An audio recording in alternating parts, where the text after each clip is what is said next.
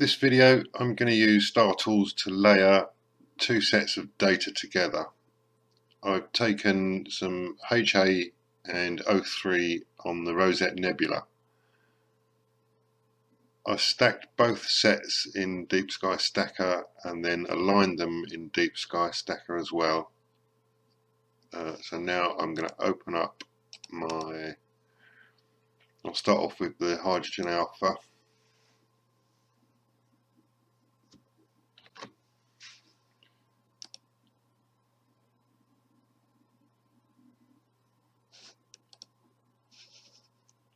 Okay, so I'm going to bin 71%.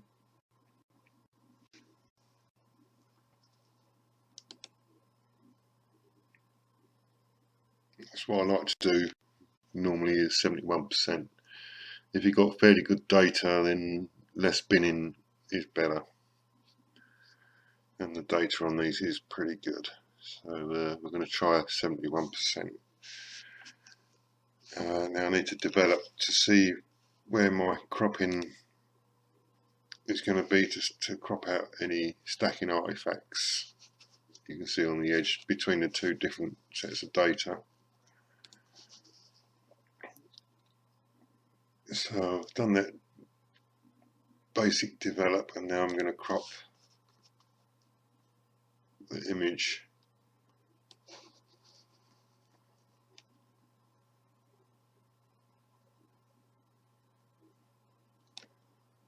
to cut out all the artifacts. We'll keep that.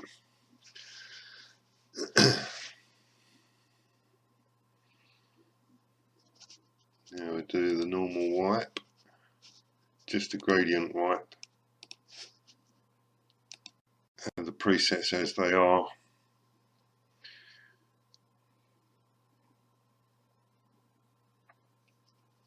That's fine.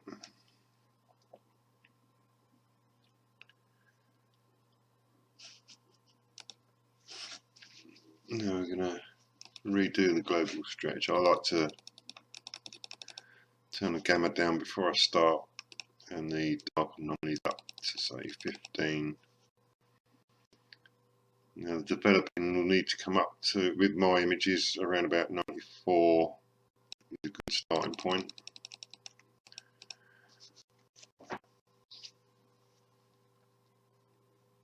Okay, so maybe a bit too overdeveloped. I'm going to knock down to 93.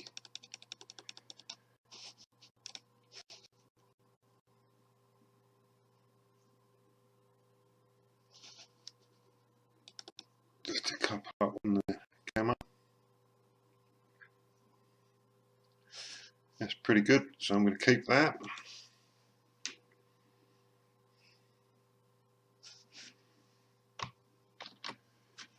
Now I'm going to use Deconvolution,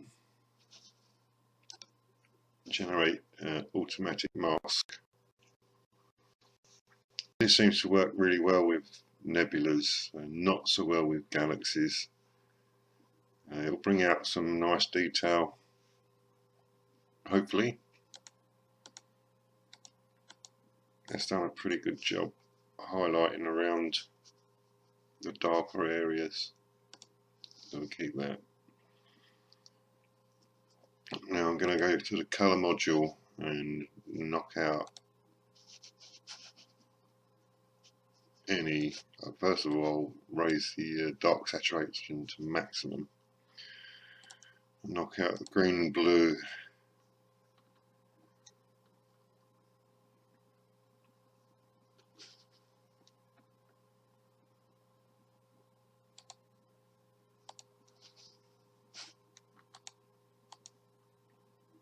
saturation a little too much, so I'm going to knock it down to, actually I'll keep that at 200 and go to artistic detail aware.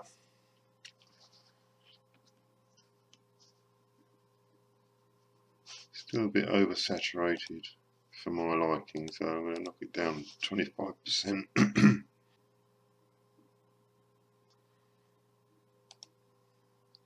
See what happens when I increase that red bias.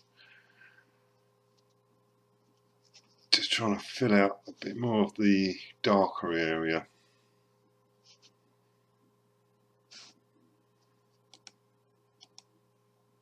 I think that'll do, so I'm going to keep that.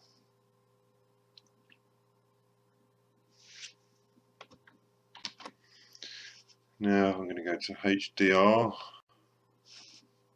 and see what the reveal reveals.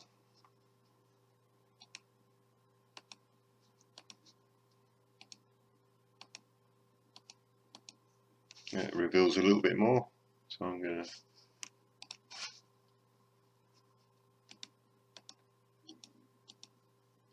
actually just turn this one up and have a look.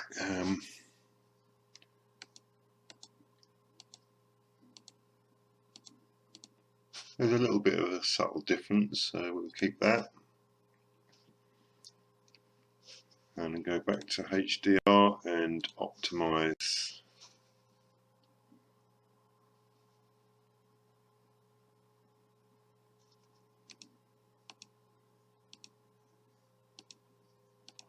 I don't really like that at the moment, so it's just oversaturating, so I'll cancel that. So now I'll go to life and isolate. Okay, around about 25% I would have thought, not too much.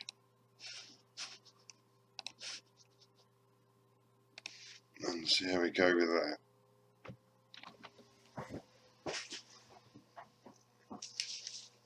Okay.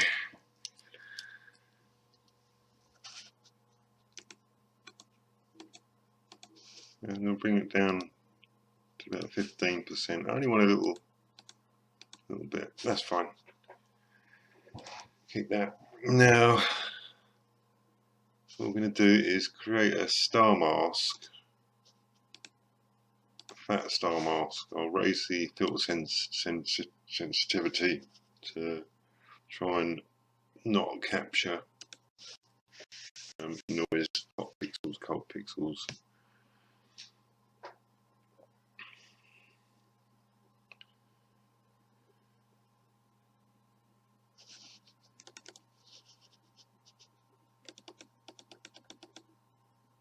It's actually missed all the stars, so I'm going to fat stars and just do it as it is.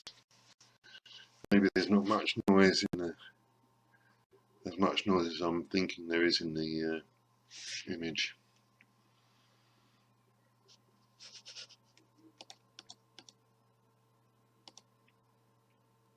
Okay, so we also need to do a normal star mask, so we're going to add new to old and do.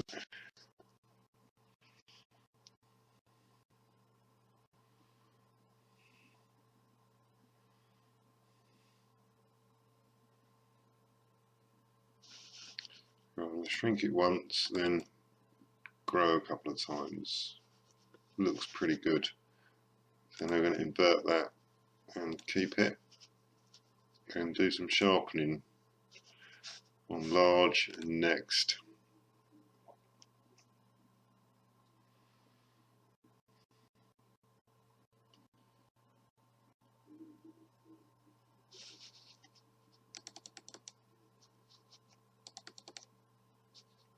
Let's see how that does.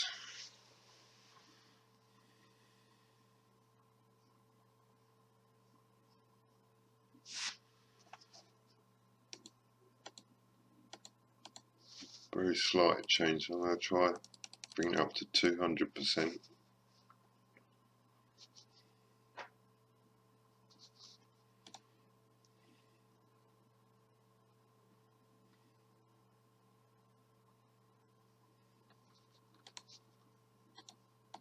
That's better. Keep that, and I'm going to do the same again, but to the medium structure size.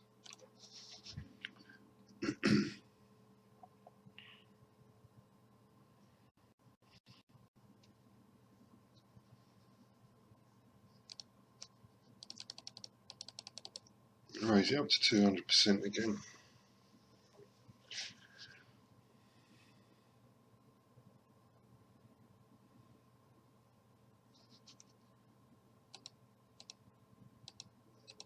That's nice, a little bit of sharpening, so keep that. Now I'm going to do the stop tracking and the noise reduction. It shouldn't need too much, so 15. You still see a little bit, so I'm going to bring it up to maybe 18 pixels. That's better. So now I'll leave that on the preset and click next. Okay, I'm going to set full mask and bring the smoothness up to 78. That seems to be a good.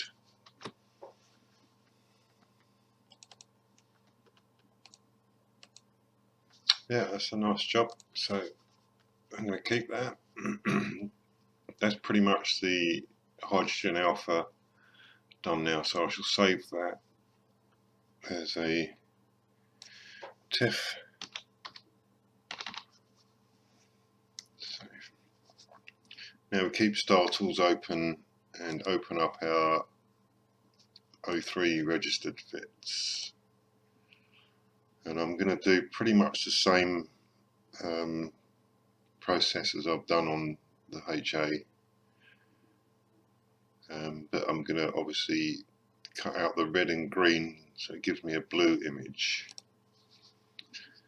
So we need to start off with the same binning amount.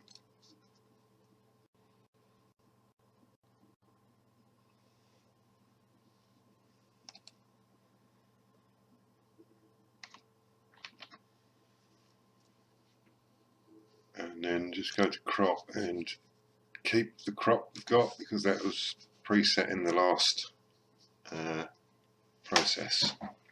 We want exactly the same crop size so we can go together. And now from then on I'm going to do exactly the same as what I did on the last one. Ready for layering. So I've processed the O3 and I'm now going to save that as a TIFF file as well.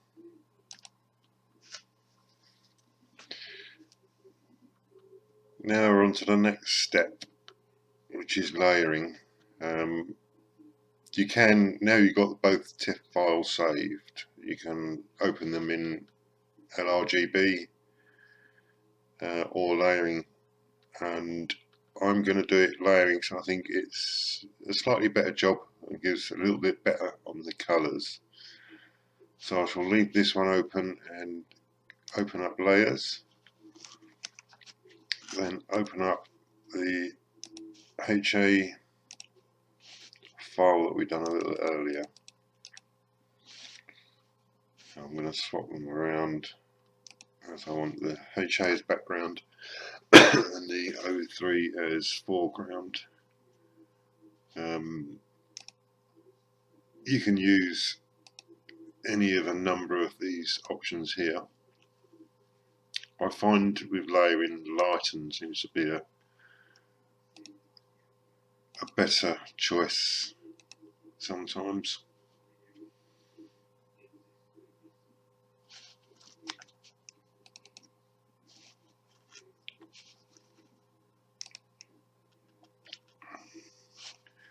It's giving fairly good depth.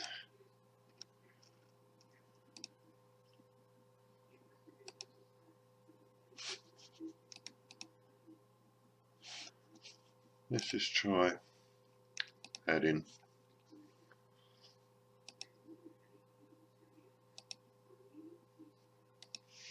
Yeah, that is sort of bringing out the Canon banding, so have a look at blend, which tends to keep it quite dark. So not really what I'm looking for. So we're going to go back to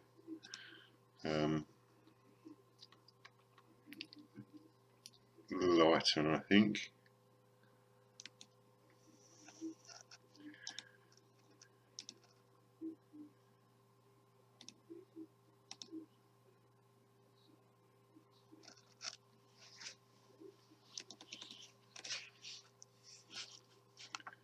About 130% mix.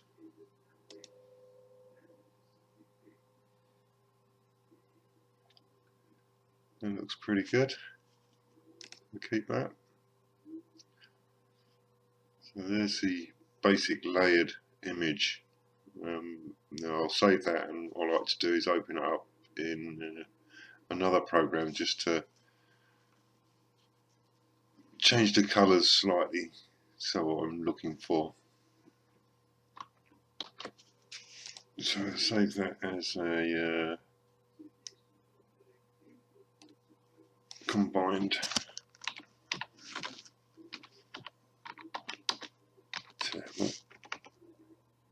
.tef. That's it, combined .tef. Save.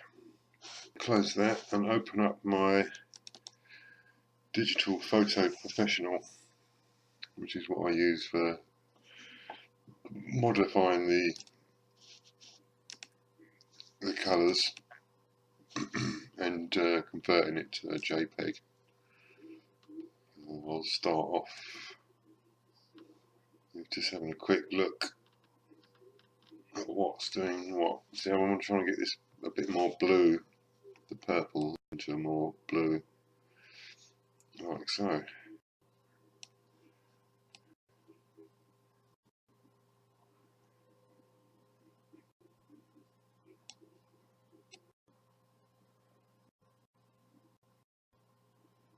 Too dark.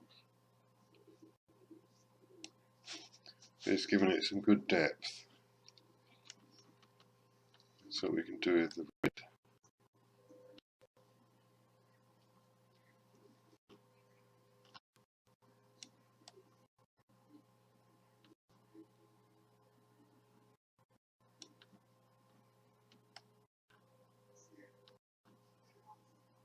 I think our main adjustment here is going to be on the magenta.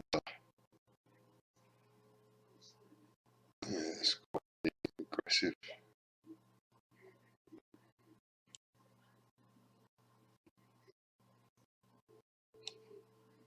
The depth that's showing up now is pretty good.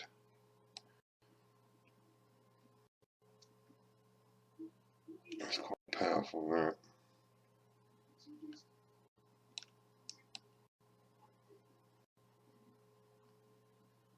Oh yeah. So now I think I'm going to desaturate it slightly.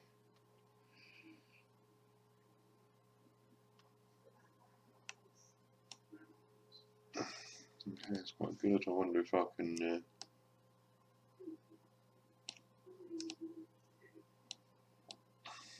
darken the background a bit.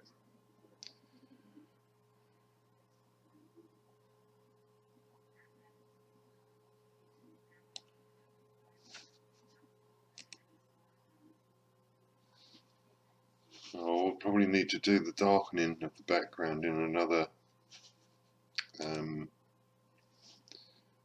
program which I use, which is very good for darkening backgrounds and adjustments. So I'm going to save that now as a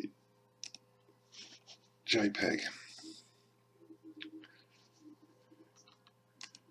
and then quickly open up PaintShop Pro.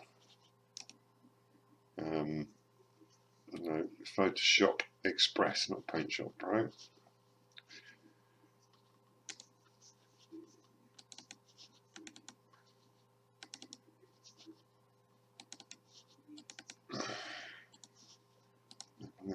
And in this we've got quite a few options here, so like the shadows.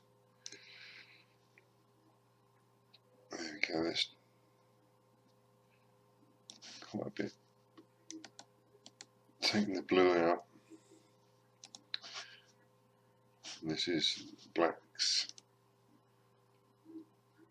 So we don't want to lose the nebula. So as soon as we're starting to lose the nebulosity, then that's where we'll draw the line about that. And while I'm in here, I'll have a look at the vibrance and various other bits and pieces. You see minusing the vibrance a little bit has helped, giving it that good depth. A bit of clarify and see if that makes a... That can be easily overdone. As you see, that looks pretty horrible now. So very little adjustments on that, if any at all. In fact, I'm not going to get a sharpening, not that it needs it, but we'll see what it does.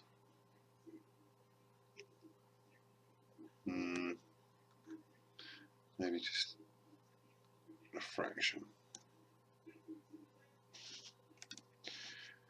Any noise reducing?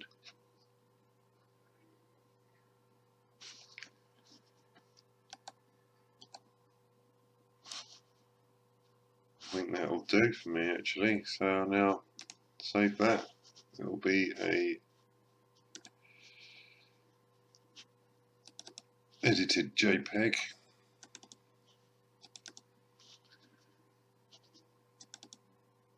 No, that's the wrong one.